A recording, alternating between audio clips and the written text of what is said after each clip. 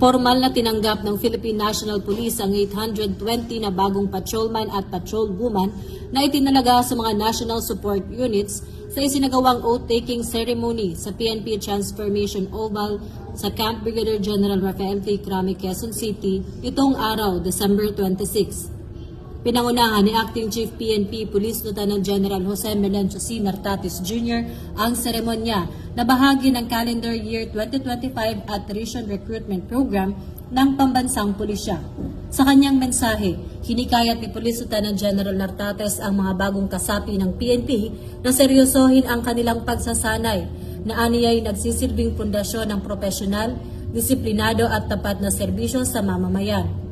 Ang mga bagong patrolman at patrolwoman ay inaasaang sasailalim pa sa karagdagang pagsasanay bago tuluyang i-deploy upang mapalakas ang operational readiness ng PNP at mas mapahusay ang serbisyo publiko. Dahil ito ang bagong PNP para sa bagong Pilipinas, serbisyong mabilis, tapat at nararamdaman.